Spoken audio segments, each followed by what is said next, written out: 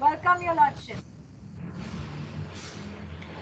My mentor says, I quote, if the source is inexhaustible, the stream will never dry, unquote. It is our privilege and our unsurpassed honor to have an everlasting source in Honorable Mr. Justice M.N. Venkatachalaya, who is a treasure house of both knowledge and compassion and has lived a victorious, triumphant life. Honorable Mr. Justice M.N. Venkatachalaya. The name needs no introduction. However, for the benefit of our young participants, Honorable Justice Manipali Narayana Rao Venkatachalaya was born on 25th of October 1929. He grew up in Bangalore and studied at the Fort High School. He obtained the Bachelor of Science degree from the University of Mysore and later Bachelor of Law degree from Bangalore. He was also the recipient of a gold medal in law. He started practicing law in the year 1951 at Bangalore and worked in the chambers of his father, Sri M. Narayana Rao, a leading advocate of Bangalore, who was also the first principal of the Government Law College, Bangalore. Justice Venkatachalaya was appointed permanent judge of the Honorable High Court of Karnataka on 6th of November 1975. He was elected as judge of the Honorable Supreme Court of India on October 5, 1987. On 12th of February 1993, Honorable Sir was appointed 25th Chief Justice of India and he held that office till his retirement on October 24, 1994. During his term of 7 years at the Honorable Supreme Court, he authored 90 judgments and was part of 482 benches. Throughout his tenure, he was committed to reducing the pendency of cases and making the judiciary more accountable. He served as the chairman of National Human Rights Commission from 1996 to 1998, and in the year 2000, he headed the National Commission to review the working of the Constitution. Post-retirement, he has continued to work on anti-corruption and human rights issues, including support for the launch of the initiatives of Chain Center for Governance in 2003. He received the Rotary Award on Human Rights on 23rd of June 2000 and was honored with the Padma Vibhushan, India's second highest civilian honor from the President of India in 2004. He currently serves as the Chancellor of Sri Satya Sai Institute of Higher Learning. He is also on the advisory board of Foundation for Restoration of National Value, a society established in 2008 that strives to restore national and cultural values of India. Honorable Sir has been associated with a number of social, cultural, and service organizations. He is the founder president of the Sarvodaya International Trust. He is the founder patron of the Society for Religious Harmony and Universal Peace, New Delhi. He was the chairman of the Committee of the Indian Council for Medical Research to draw up ethical guidelines for biogenetic research involving human subjects. He has received several doctorates and has many other academic distinctions and honors from several universities and organizations. I may also add that Honorable Sir is not only a master of Indian, English, and American law, but is also a master of our sacred scriptures. And his judgments very well reflect this vast knowledge that he has. So I again welcome you, sir, this evening. The topic for the evening is the need for reforms in the criminal justice system. I would like to start by quoting from the Gita. I quote, Parivartan hi sansar hai, unquote. The Greek philosopher Heraclitus has stated, I quote, the only constant in life is change. However, unfortunately, even though the whole material world has been made over, we are still clinging on to defective criminal justice system. The codification of criminal laws in India was done during British rule, which more or less remains the same even in the 21st century. Lord Macaulay is said to be the chief architect of codifications of criminal laws in India. The police, the judiciary, the prisons are a crucial part of the criminal justice system. Lack of accountability, lack of trained police, ineffective enforcement of law, delay in disposal of cases, an overburdened court system, and poor prison conditions are explicit of the fact that there is need to again rethink and reformulate the justice system to address the challenges of the present day. Thank you. I would like to inform the August gathering that there'll be a question and answer session at the end of Honorable Sir's speech. So kindly send your questions in the chat box with your names. Now I invite Honorable Mr. Justice Venkatachalaya to share with us his treasure house of knowledge on the subject for the day. Thank you very much, Narita ji. Please convey my compliments and regards to Vivek. My salutations to all the participants. My very respectful and affectionate greetings to each one of them. I retired 30 years ago, and during my time in the profession, I had a ringside seat in the drama that always unfolded in the courts. Today, I want to share with you and the other members of the audience some thoughts on the state of law, particularly criminal law, and the kind of pressures that our civilization will face in the context of the exploding exploits of science and technology. No theory of state, said Lasky, no theory of state is ever intelligible except in the context of its time. Every institution needs to be tested in the context of its time, particularly the legal system.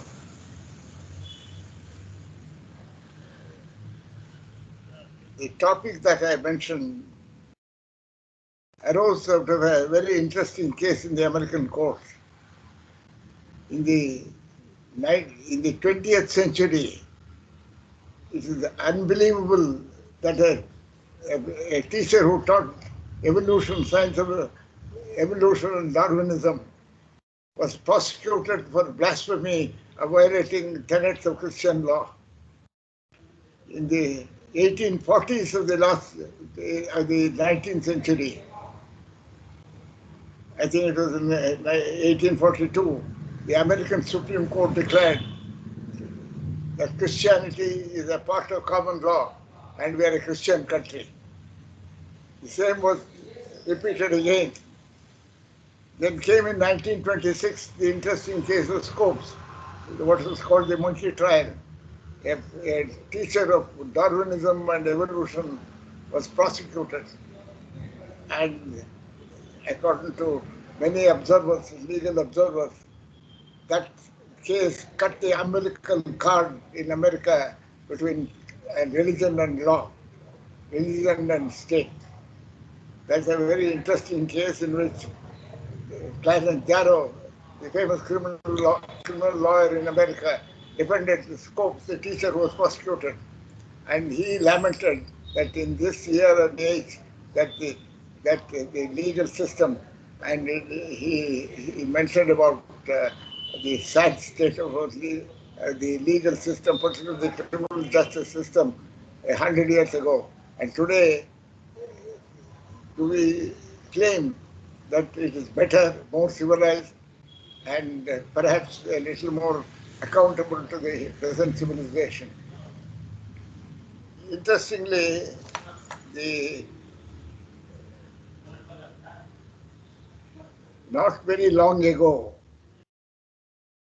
in English law, the list of offences punishable with death was long and shocking. Many of those offences had been introduced to protect the feudal hegemony and, and the wealthy classes that emerged in the first half of the 18th century. The Black Act of 1723 created 50 special offences, including poaching and thefts, punishable with death. At the height of the bloody code, they had some 230 different acts in England punishable by death. So much so that Sir Samuel Romilly said in the House of Commons that there is no country on the face of the earth where there have been so many different offences according to the law to be punished with death as in England. The notorious cases of miscarriage of justice that shook the British legal system, such as the cases of Francis Weston, Mrs. Maybrick, Adolph Beck, George Edelsey, or Doherty, Guildford 4, Maguire 7, and Birmingham 6, raised a public clamour for reforms of the criminal justice system.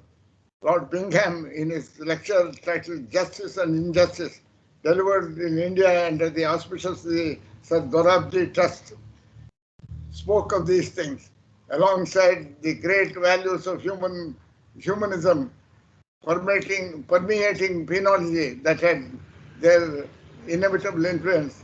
The international human rights regime brought about a humanizing influence on the power of the state. The making of the Indian Constitution was an inspiring moment in Indian history.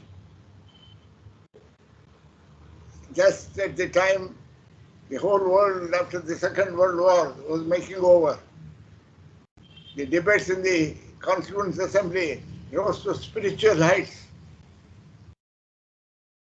In fact, when they declared equality, fraternity, justice, ideas of Acharya Kripalani made a beautiful statement. He said, don't make these ideas legal ideas. All legal formulations become contentious. They are spiritual and mythical values. They are mystical values. Please retain the sanctity of these ideas as mystical values, not merely legal values. Equality, fraternity, and justice are concepts which are mystical in their communication in civilizing humankind. Ladies and gentlemen, and what needs to be done today, and I'm briefly appealing to the legal community that sit down collectively, take a deep breath, and say, what is that you owe to the country, this great country with great civilization, seeds, arts, architecture, music, drama, dance, and those beautiful values that add savor to human life itself. And these beautiful sentiments will perish if they are not nurtured and preserved. And today, the only community of professionals who can change this degeneration of the legal system and legal values are the lawyers. They alone can do that, because judges and the executive, the judiciary, quite often don't see eye to eye in their values. The lawyers collectively, if they decide, they can change the system overnight. They can set up a committee to see how you can absorb the great gifts of science, and technology to speed up your thing. It can be, it's simply possible. It's simply possible to do it, and there is accepted beautiful models which are already there, and the the whole problem is nobody owns the problem. If somebody owns the problem, then he has a duty to find a solution. The government doesn't own the problem. They say it is the problem of the judiciary. Judiciary says it's the government's problem. And I think it's time for the legal profession, the great lawyers and judges. In fact, if you go through the history of the Indian bar, the great lawyers that embellished the profession, you'll be a sigh of pride and a great amount of satisfaction that the Indian bar produced such great lawyers. In fact, Sir Raj Behari Ghosh was an eminent lawyer. He charged heavy fees in those days, but at the end of it, he gave away the entire of his assets, entire of his savings, entire assets and properties to a university, the Jadavpur University. There are great examples of the great sacrifices these great lawyers have done. I want to share with you today two or three ideas about how Indian constitution making was a spiritual event. You go through the debates, as I told you, they reached the spiritual heights. At the same time, great transformation was happening in the world after the Second World War. The Eleanor Roosevelt was the chairperson of the committee to draft the Universal Declaration of Human Rights. And it took a lot of time. And Professor René Cassin was a French internationalist and professor, was the chief draftsman. Ultimately, they brought out the Universal Declaration of Human Rights on the 10th of December 1948. By a felicitous coincidence, exactly 20 years later, in 1968, on the 10th of December 1968, Professor René Cassin was conferred the Nobel Prize for Peace. On that occasion, some journalist asked him, why do we need a Universal Declaration of Human Rights? In a great understatement, he said, we need a Declaration of Human Rights, Universal Declaration of Human Rights, because he said, men are not always good. Men are not always good. These words can be a fitting epitaph when the grave of the 20th century killed 230 million people in wars, in civil strife, in uprisings and commotions, not unrelated to religiosity, ethnicity, caste, community, and a whole world of things that divide man from man. And he said, men not always good. We have to outlive that reputation of humankind that men are not always good. If men are not always good, women are also not always good. But what he meant, he referred to men alone, perhaps, because he thought women were better than men that way. They are more peace-loving than men. And ladies and gentlemen, today I would like to mention a couple of things. The, the birth of the Indian Constitution, as I told you, was a spiritual event. In fact, we have followed closely the Charter of Rights that the American Constitution, through its amendments, brought in. One amendment is a very interesting amendment. It is the Ninth Amendment of the American Constitution. It said the express provisions in the Constitution and the other amendments pertaining to rights are not to be construed as a limitation on or implied exclusion of the pre-constitutional rights of people. That provision, that amendment was for 175 years not looked at all. It's only in the 1965, Douglas, in that famous judgment, Griswold versus Connecticut, brought back that provision into limelight. And that debate is inescapable in the context of any country which has a written constitution. And the Indian constitution also. What are the rights that the people had prior to the constitution?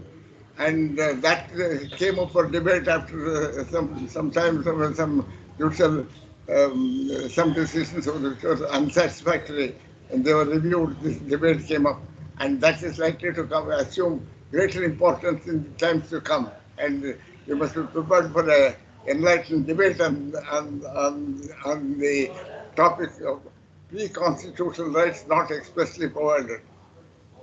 And in the American Constitution, they said the preamble, the word justice itself will comprehend all those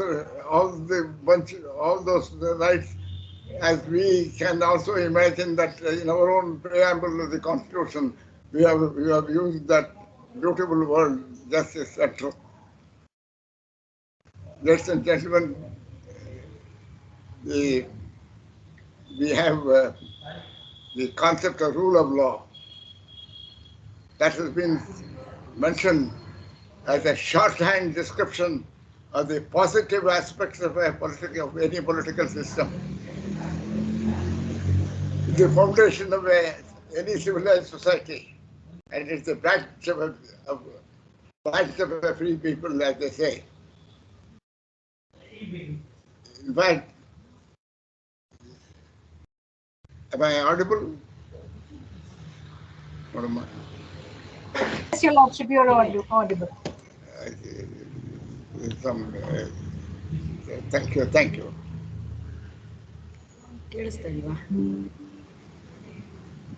Keಳಿಸ್ತಾ sir. Yes, You're fine, Your Lordship. Please continue. Yes. Thank you. See, I want to share very briefly some thoughts on the concept of rule of law as we have accepted it. I have made some comments on the criminal justice system. Then I would like to say something about law and literature. Benjamin Cardozo, the great judge, wrote two beautiful articles. Law and literature is one of them. Literature and law is the other. It is something of an extraordinary interpretation of the significance of the concept of literature and civilization. And I commend to the young lawyers. To take time off to go through those beautiful articles, two articles which of Benjamin Cardozo, law and literature and law. Now we have a great debate going on personal liberty, rule of law and personal liberty. The rule of law, reign of law are all expressions which are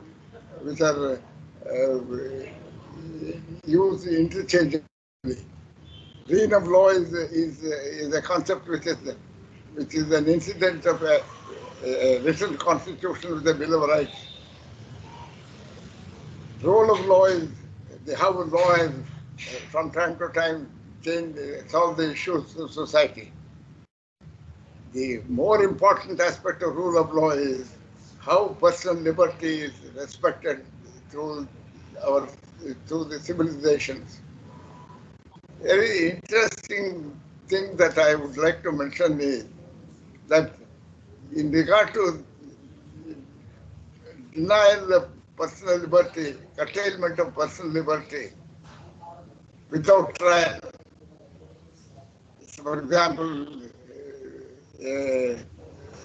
detention without preventive detention, as they call it, and the remedy of the writ of habeas corpus.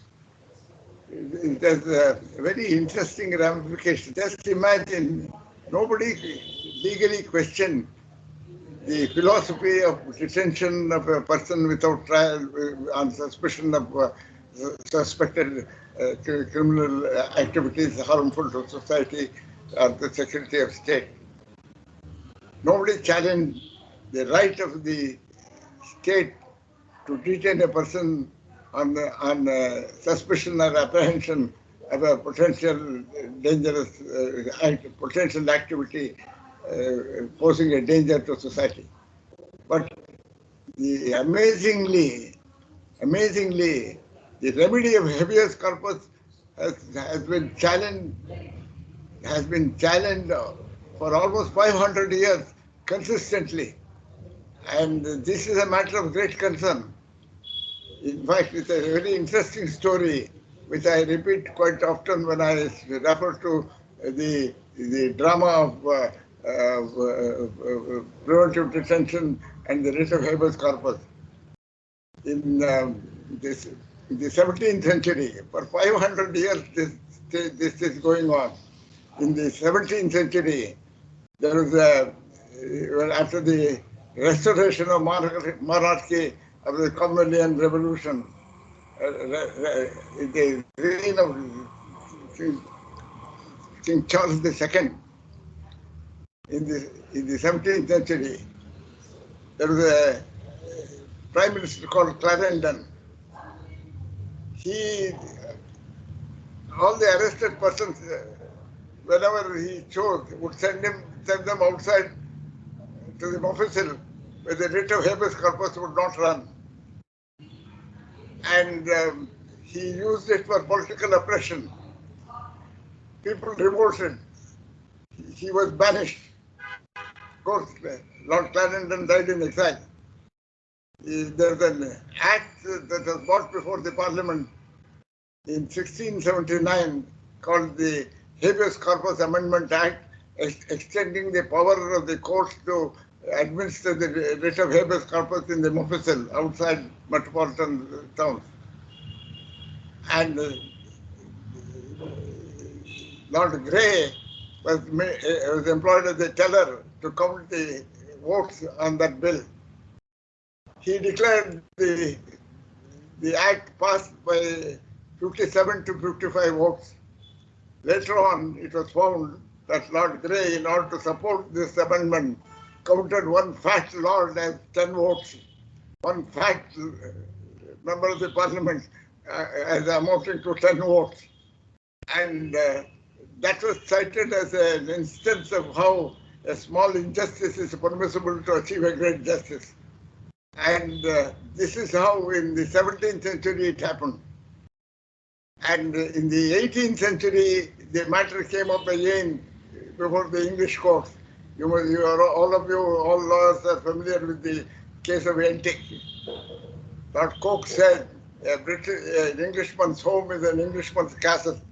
A blizzard can come in, the wintry wind can enter into his house, air can enter, light can enter, but king's men can't enter without law.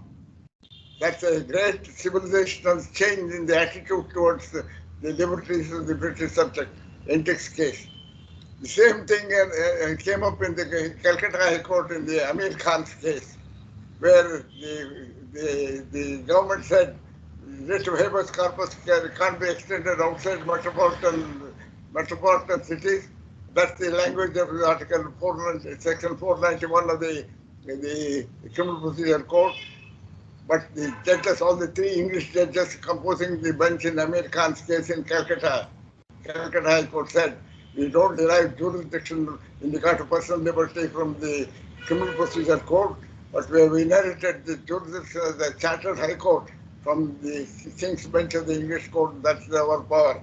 And they said, in spite of the limitation in the statute, we have the power to enlarge the person and exercise extend the writ jurisdiction to the Mofussil. The same thing happened in the next century, in the 19th century, in Madras High Court. There was a Govinda Nayar's case. The same argument was done. And the amendment to the Act came as a result of the effort of all the lawyers who protested and made a campaign against the provisions, the limitation in the power of the court to administer the jurisdiction of habeas corpus. Long ago, Mansfield in England had said to exercise the writ of habeas corpus, the government need not necessarily be the owner of the territory in which the person was detained.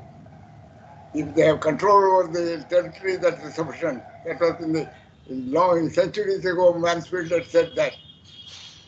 But the American court in the 20th century, in the 21st century, they said Guantanamo prison was the American government said the Guantanamo prison is outside the American territory. It's a part of an island which we had taken on lease.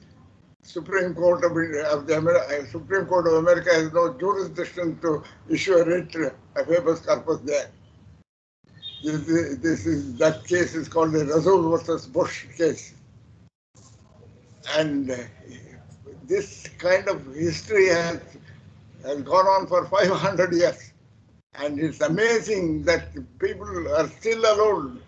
Lord Mansfield said centuries ago that all that is necessary for us to exercise is that land is under your control. You need not own it. In spite of it, this is what happened. And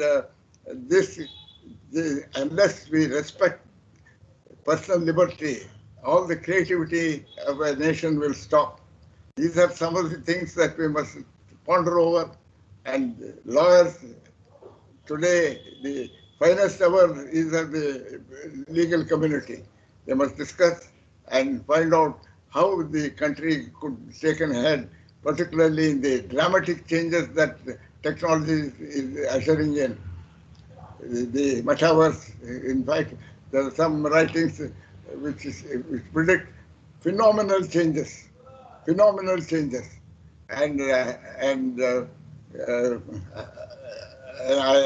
all that I wish to convey to the audience is that the times are most exciting. At the same time, there also could be a dangerous trend. Confucius said, it is dangerous to live in interesting times. We are living in great interesting times, and the way whether it can be an excitement or danger depends on the way we manage things and put our heads together. Today, more than ever before in the history of this country, the role of the lawyer is perhaps come center stage, and it is for the legal profession to take up this issue collectively and bring about the kind of emancipation that the criminal justice system particularly needs today. And ladies and gentlemen, I am beholden to you for giving me this opportunity to share a few thoughts and appeal to the legal profession to reclaim its glory. The freedom movement, the whole movement was led by great lawyers.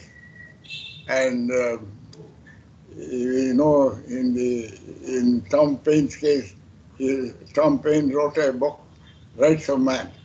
He told the kings that you can't inherit people from father to son. You can, like sheep and goat, you can't inherit. People are not sheep and goat to be inherited from father to son. Tom Paine was prosecuted. No lawyer was prepared to appear for him for fear of royal retaliation. Erskine, the Attorney General, he wrote a letter to the king, resigned his post and defended Tom Paine. And the famous content of that letter is worthy of being put on the board of every bar association. He said, the day when a lawyer sitting in practice in a particular court, declines to accept a brief in that court, the liberty of Englishmen is at an end. This is what he said. Then again, there is a beautiful tribute to the legal profession by Gustave Lauber, who wrote that famous book called Madame Bovary. He was prosecuted in France, and he got his client acquitted from charge of pornography. The book is dedicated by Gustave Lauber to his lawyer, and the dedication lines are so beautiful and so emotional He says, where do I get a man like you? The brilliance of your oratory in court was matched only and surpassed only by your dedication to your devotion to your clients.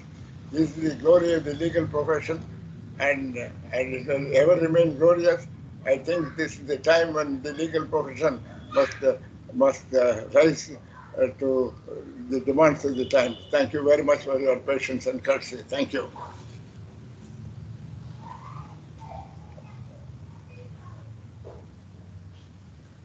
Thank you. Wonderful, Your Lordship. Thank you. You're right, Your Honorable Sir. We as the intellectual class have to rise to the occasion, Your Lordship. We have to shoulder the responsibility to bring changes and to bring back the glory to this legal system and for justice, of course. Now, I would like to throw open the floor for a question and answer session.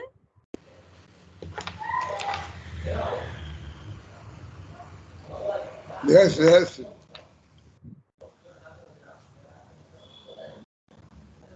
So I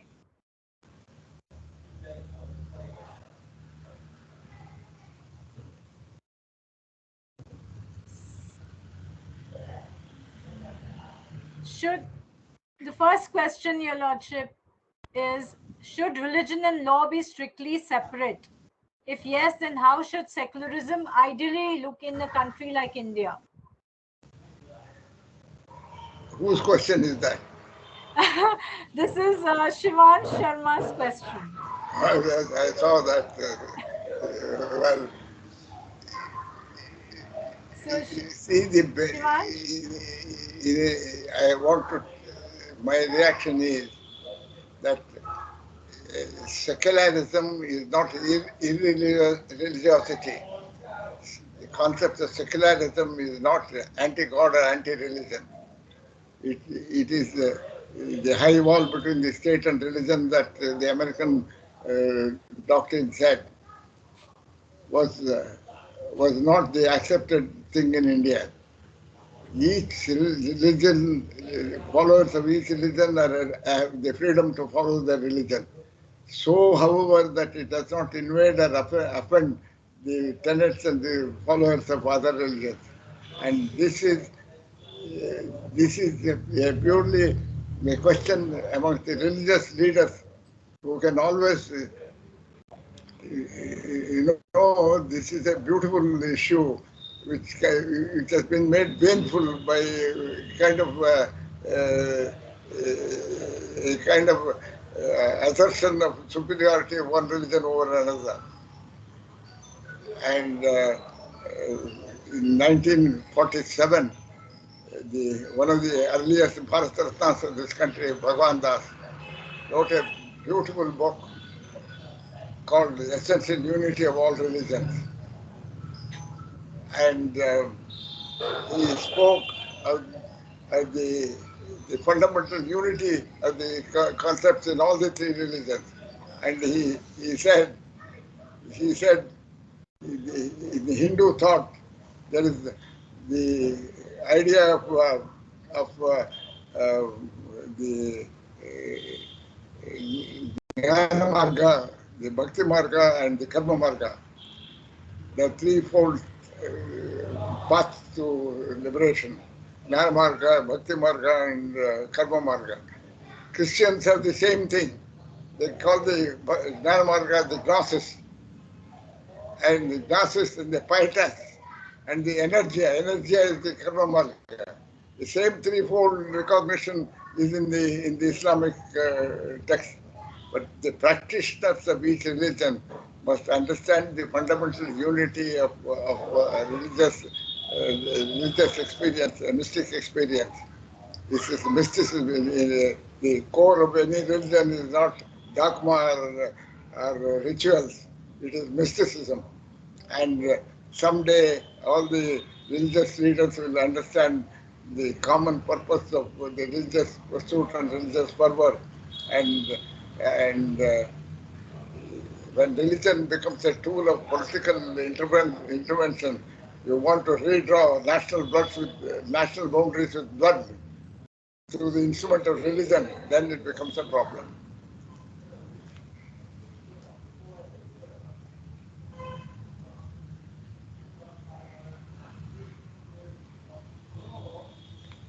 Thank you, Honorable Sir. Does that answer your question, Shivansh?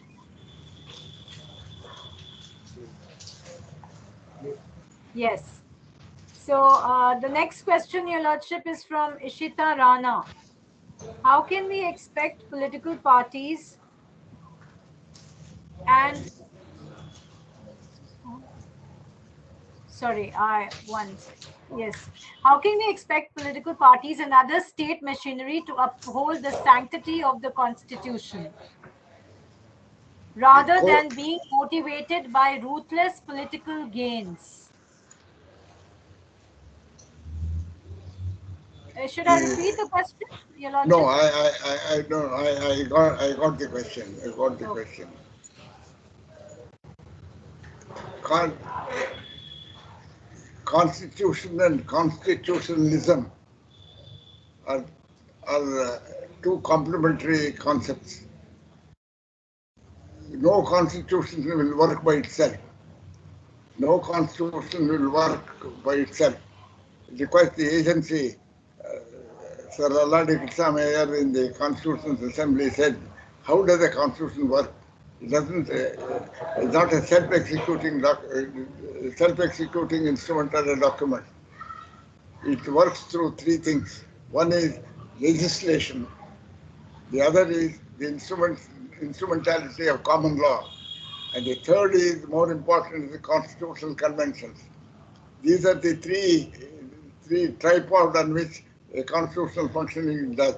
And whenever this machinery doesn't work satisfactorily, there are courts to enforce it. It is the duty of the court, the constitutional court, to promote the values of the constitution. And that's the duty of the courts, ultimately. Constitution worked through legislation, the common law, and constitutional conventions.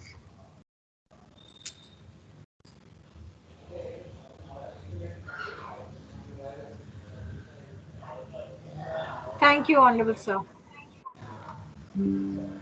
So the next question is from Abhay Nair.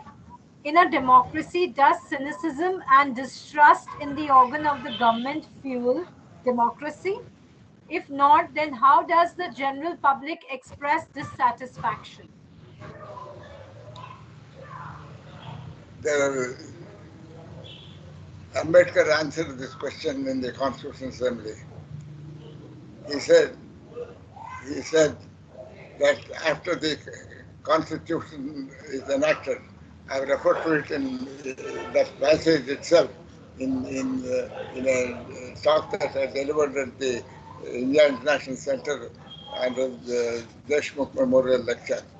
And give me a second, I will check up and tell you where it is and what he said. He said the answer to this question is this.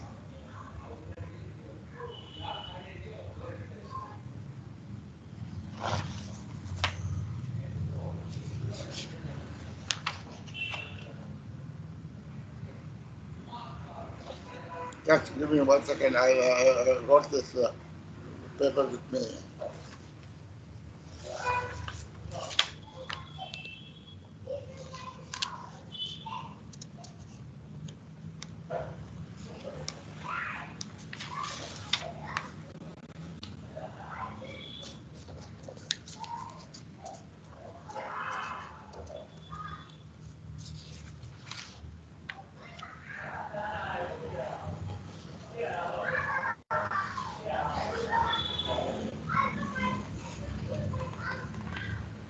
Just 1 second, 1 second. It's a very important question, and No issues, Your Lordship. Take your time. Please take your time.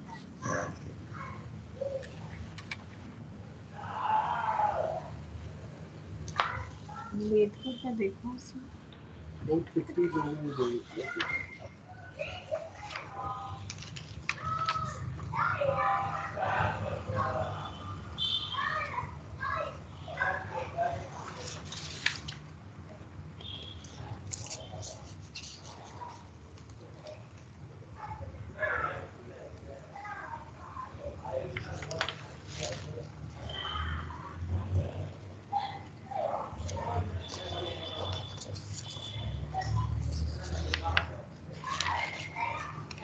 Just a bit of this, and a copy of that. I sent Your you Lordship, a. it's a page.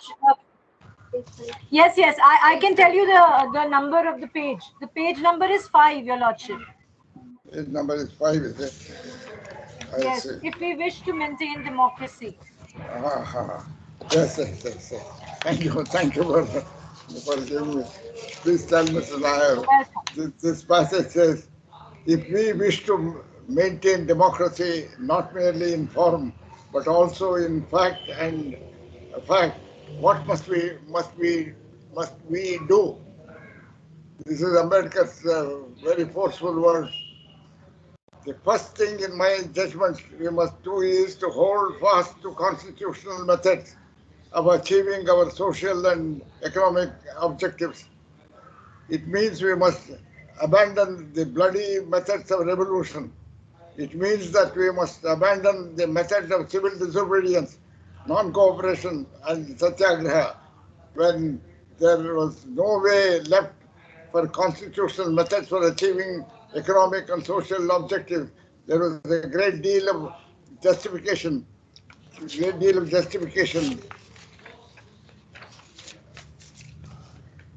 for the unconstitutional methods. But where the constitutional methods are open, there can be no justification for these unconstitutional methods. These methods are nothing but the grammar of anarchy, and sooner they are abandoned, the better for us. This is the answer Ambedkar gave in the Constitutional Assembly. Thank you.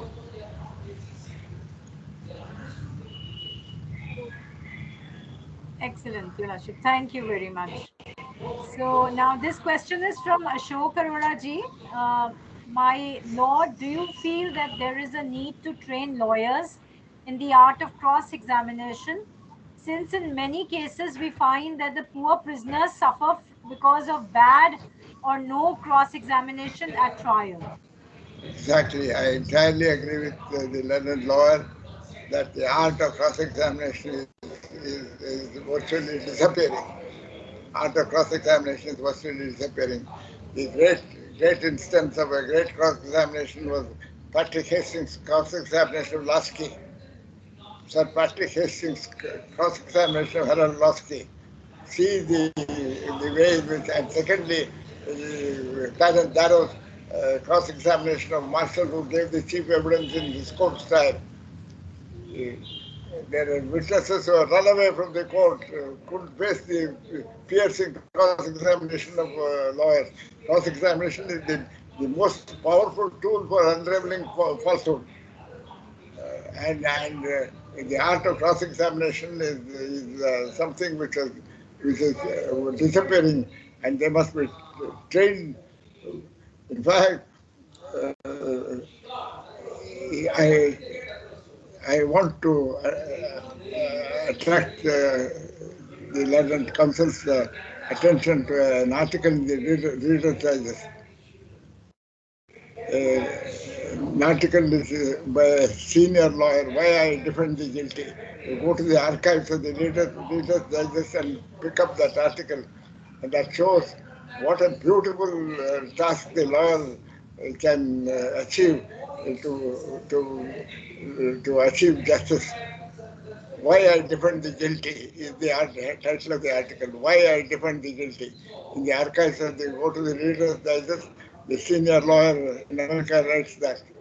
And secondly, the morality of the process. And an top American corporate lawyer came to the House of Lords to argue a matter. The American practice of closely written arguments, closely typed written arguments, won't work in English courts. It is and somebody commented, 100 pages of closely typed written arguments is not equivalent to one meaningful shrug of shoulders of a Queen's Counsel in the Indian and in the English court. And he said how he found himself unequal to the morality of the process. And he wrote an article in the Solicitor's Journal. Please just pick it up and distribute it to lawyers to say what great compliment was given to the English and methods of presentation of the case which we have followed in India. And the Solicitor General, and the title of that article is Gentlemen, Their Lordships. That's the title of the article, the Solicitor General. Please pick it up and give it to him. Cross-examination, the morality of the process in court. One meaningful shrug of shoulders of a Queen's counsel in court may not be conveyed by 20 pages of closely typed written arguments. Thank you. Thank you, Your Lordship. So this question, the next question, Your Lordship, is from Ishita Rana. Do you think laws from colonial times, especially the IPC, have been living documents staying relevant to today's time as the Constitution has, or do they need to be changed drastically? See, the draftsmanship of the Indian Penal Code is a masterpiece. Masterpiece. The fact that we are not able to touch it for 200, 180 years itself is a testament to the accuracy of the ideas that are to, to prepare, define the elements of an offense with the kind of clarity, with the kind of objectivity that the Indian Penal Code has done. It's very difficult to achieve. And I can tell you that a number of offences need to be taken away. But you see the masterpiece of the drafting of the Indian Penal Code. For example, you see, in fact, there is a small case, when I am speaking of some 50 years ago when I was in the High Court, in the Karnataka High Court. A lady was charged for having, she went to the Raj Bhavan, and it appears she picked up a flower, beautiful flower that had blossomed in the garden there. They wanted to prosecute her. They registered an FIR. And some brilliant young lawyer came and told me in court, this is opposed to the Indian Penal Code, de minimis non curat lex, de minimis rule. Law doesn't take care of, criminal law doesn't take care of trifles. And I quashed the FIR on that ground. See, this is a very interesting formulation. It can be, of course, there are some offences which are irrelevant today, which may not, they have a political overtone, that is different. But the Indian Evidence Act and the Indian Penal Code are masterpieces of codification. Thank you, sir. So the next question is from Faik. So what, according to you, should be done to make the laws which can be well executed for the purpose that they are made for? The question answers itself. Itself. The question contains the answer itself. And I thank the questioner for the innovation of the question. It is. I agree with him that see, constant vigilance is the price we pay for liberty. Constant vigilance, and every legal system requires to be updated, and particularly the next 10 years is going to be the most exciting period of human civilization. Science and technology will make it. You can find, with the click of your telephone number, the person you called will appear in 3 dimensions before you in a holographic image. And the whole of New York Philharmonic Orchestra will play before you in 3 dimensions in person. And they are catching 2,000 billion years ago, the light emanating from the Big Bang. They are now capable of comprehending it. Science and technology, the way in which they have unfolded the secrets of nature It's going to be the most exciting period of human civilization will be the next 10 years. Thank you. Thank you, sir. So the next question is with regard to technology. And Rashi, this is coming from Rashi Mangla. In light of the new challenges that development of technology has brought, the deviant criminal minds have also become sophisticated in their modus operandi. Do you think our criminal justice system is prepared to deal with it? No, no. See, it requires a new set of laws, new set of concepts. Law can't see the kind of change, the new concepts of property will emerge.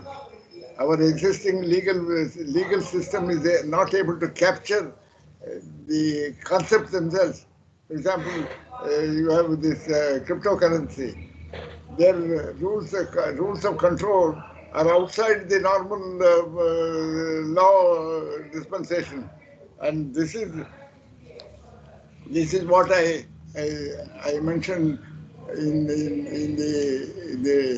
a lecture which I delivered. In every age, even after even after everything contentious and debatable is taken out of the way, there yet remains a remarkably wide and firm unanimity as to what is fair, what is just, and what is good, and what is beautiful. If wielders of power ignore this, divergence becomes marked and they fall out of respect.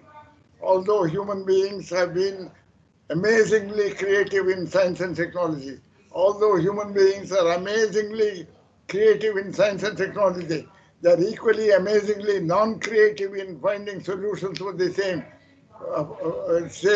of the deepest moral sensitive issues of human survival. The extraordinary exploits of science and technology will create unequal societies with concentration of wealth and power in the hands of a few. The new technologies may even compel political, social, and economic systems and behavior to change, adapt, and become compliant with the new dispensation. Voter choice and voter preferences will become predictable and controlled. It is for the leaders of public opinion to decide whether a standing national watchdog body, a civilizational sentinel, is necessary to act as the collective conscience of society to retain faith in the liberal story and against the possible digital dictatorship and to preserve the never fading fragrance of what humanity has always cherished as truth, beauty, and goodness that add savor to human life itself. A saint expressed his lament on the man's predicament today. O Lord, make me holy, but not today. O Lord, make me holy, but not today. That seems to be our predicament. I admire this question because this is a key to the future failures of human civilization. And the answer is really very beautiful, Your Lordship. Thank you very much. So the next question, Your Lordship, is from Pranav Arora. Long pending trials often make process a punishment. The punishment often be seen as non-initiation of trial, thereby leads to under trial prisoners languishing in jails for years, and bail itself nowadays turned into an exception than a rule, which not only infringes the right to life but also creates a chilling effect in a democracy. Whether there should be a time prescribed in criminal law for initiation of trials. It's a very valid question, very important question, Your Lordship. You see, there's a great debate whether undue delay in conducting a trial should entitle the prisoner, the accused, to acquittal. There's a great debate. Indian Supreme Court also went into that, whether delay in a trial is denial of a fundamental right to speedy justice. Speedy justice was considered to be a part of the fundamental right, and there's a difference in fact, There is one lecture which I delivered in memory of the retired Punjab judge, where the same question, there was a difference of opinion between the House of Lords and the Privy Council on this issue. But the answer lies not in theory or dogma, in the power of the lawyer who should, in every case where there is an unnecessary delay, you must pursue the remedy of quashing the thing. See, most of the time, half the period of sentence prescribed for the offence is spent in jail by the person, even though he will ultimately turn out to be not guilty in court. The remedy is the legal profession to suggest changes, not become victims of non-change. They must be heroes of change.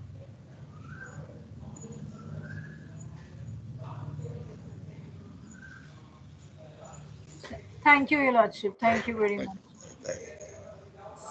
Hope that answers your question, Pranav. So, Your Lordship, now Mr. Ashok Arora, who is Yes. an advocate in the Supreme Court, Your Lordship, he has made a request to me to remind Your Lordships that the question about the cross-examination was by Ashok Arora, who arranged the seminar on fundamental duties at IIC in 2017, where his Lordship was the chief guest. Oh, thank you, Mr. Arora. Convey my regards to him and tell him Yes, that I remember him gratefully. Thank you. surely, surely, Your Lordship. Now, Your Lordship, there is one more request, Your Lordship, which, if Your Lordships feel it's appropriate to adhere to. This is from Tapeshwar Mishra. He's an advocate, FICA. So he's saying that I would request the Honorable Justice to speak a few words on Article 14, the right to equality of citizen and the system of reservation in all parts of the territory of our country. See, the issue which has assumed great relevance, equality and harmony, social harmony. In fact, this is a very fundamental issue which has to be debated by the legal community. In fact, why do I, should a man obey the laws? Why should I obey the laws today? And to hold this question arose from Plato to Rousseau. And Plato asked this question: why do men organize themselves into a social or a political group or a political society? He said, it is to give to everyone, to each one, the highest opportunities of realizing his best self. Highest opportunities of realizing his best self. Not everybody can become a prime minister of a country or the chief of the army, armed forces, but everyone must have an opportunity to achieve his best self. And recently, very interestingly, two books came up on either side of the Atlantic. In England, Minoche Sheffy, who is currently the director of the London School of Economics, wrote a book called What We Owe Each Other. On the other side of the Atlantic in America, one T.M. Scanian wrote a book on the same title. They, they asked the same questions which Plato had raised 2,500 years ago and said, why do people organize themselves into a society and why should each member obey the rules of the society? That is to provide the best opportunity of everyone to achieve his highest self. You must provide an opportunity.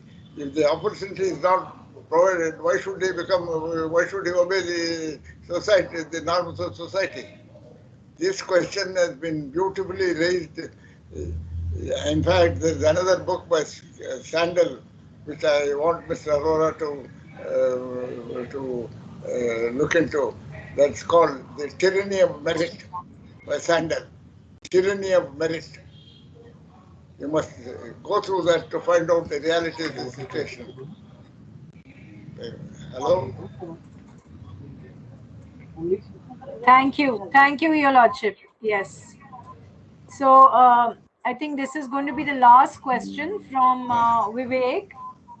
Is morality objective as per law? If yes, how should law incorporate its ever-changing notions determined by society? See, this is an old question that arose in England long time ago. One judge said in the House of Lords, there is no area of immorality which is not law's concern. There is no area of immorality which is not law's concern. The whole academic community rose in revolt against it. He said, when did judges become priests? When did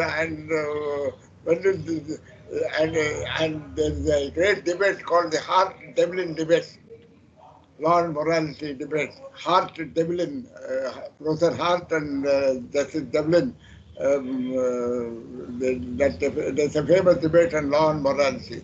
What are the limitations of the judicial system to become judges of morality? And this is a great debate, and I request Vivek to look into that debate. And there's no permanent answer to this question. Each age and time must find out its own answers for it. And what is morality really? Who prescribes it?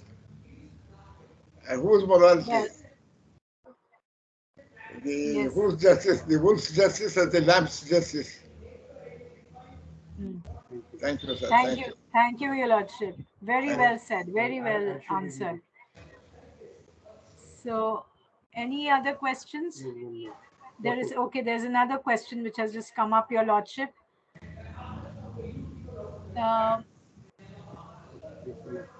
Prafulla Kumar, advocate. Should our criminal justice system be more punitive or rehabilitative? See, the question answers itself. If it was my own brother or my own son, I would answer it one way. If it is somebody else, I would answer it some other way. So it all depends on from which angle you look at it. You are looking at the angle of the person concerned or somebody outside. No man is made of costlier clay. No man is made of costlier clay. Everyone is the same. And what we apply to ourselves we must apply to the outside world. What you apply to yourself, you must apply to the outside world. Rehabilitate. The biggest answer, consolation to these questions is human life is short. In any event, all of us are under a death sentence. But the convict who has been convicted in a court for death and punished with a death sentence knows when he is going to die. But all of us, we don't know when that sentence will be executed. It may be executed just now, or a few days later, or sometime later. And if you are under a death sentence by a court, you feel impossible to live with that idea. But actual life, everyone is under death sentence.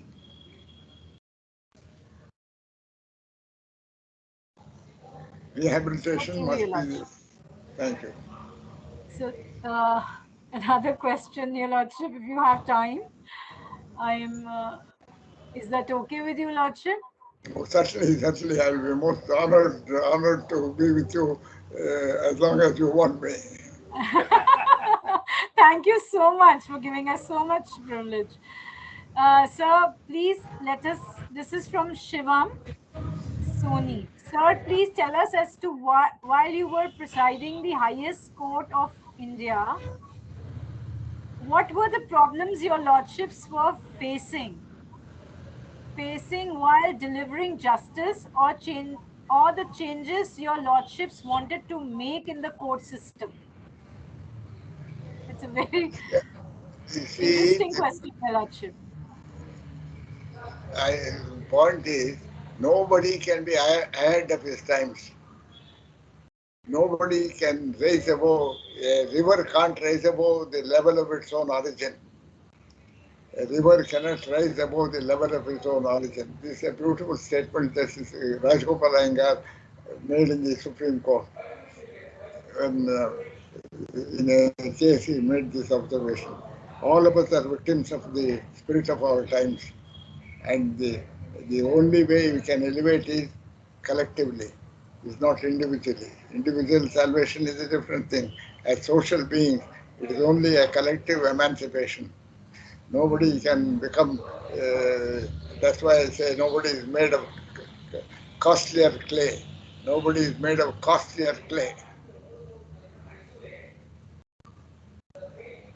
Beautiful, Your Lordship. Thank you very much. Thank you, Now, thank you. I don't think, is there any other questions? No, I don't think so.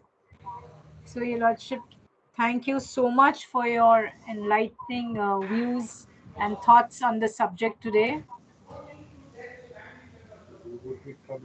We would be, if by, of course, it has to be with your permission, we'll trouble you again, Your Lordship, very, very soon. There's another question which has come up again. The last one, probably the last one now. Yes. Another question from Tapeshwar Mishra. He says, in bail matters, in most of the high courts, the order of the courts vary on the same offences. It seems that discretion prevails over justice. That is that's a phenomenon. For example, in the 20s, in the 20s of the last century, you saw for the same offense the quantum of punishment in Punjab and quantum of punishment in Tamil Nadu. There is a wide variance. It is the social conditions of that area and that times will determine the response of the courts. So if you study the quantum of sentences from the last 120 years for the same offense by this court, you see an amazing range of change and arbitrariness. That's why a lot of thinking is needed and to be bestowed on the philosophy of sentencing. It's a great topic. The Delhi University, I think the National Law School in Delhi conducted a survey of on death sentences. It's a very beautifully published document. How death sentences are awarded and confirmed in the various levels. You know, what I wish to point out is Bar has great talent. And why do they think that they should find that somebody else should answer these questions?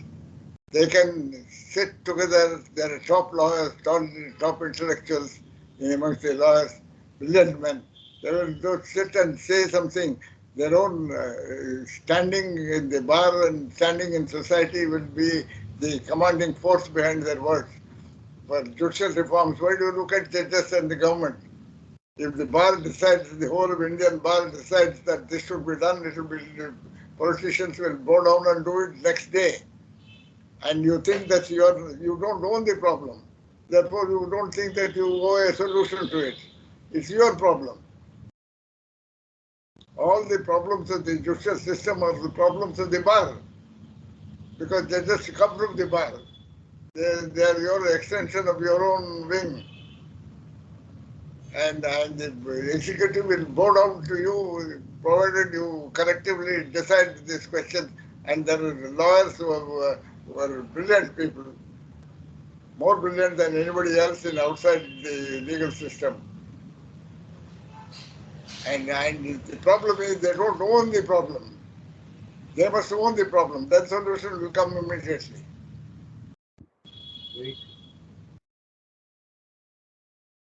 Thank you. Yes.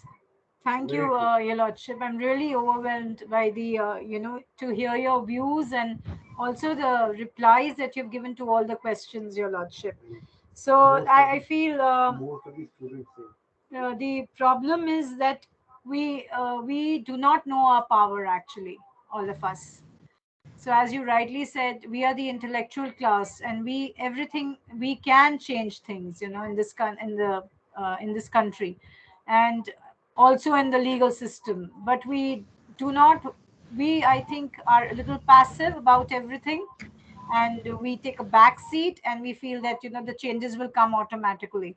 So that will not happen. We need to take complete responsibility for whatever is happening in our country today, and and whatever is happening in our legal system. So thank you so much for this beautiful, enlightening session, Your Lordship. And we will surely trouble you again very soon.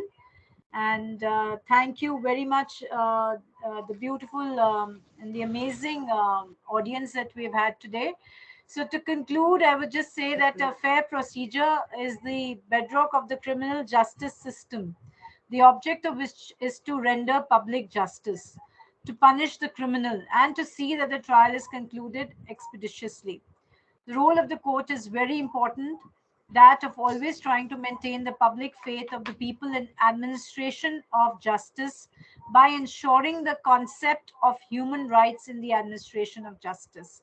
So what we need today is reformations in the field of accountability of police, arbitrary arrest and illegal detention, ensuring humane conditions of investigation, limitations on the power of arrest, limitation on the adjournment of the cases by the courts, then judges to be really sensitized, and the Police Act 1861, which is an outdated law and which was made in the regime of the colonial system, needs to be reformed.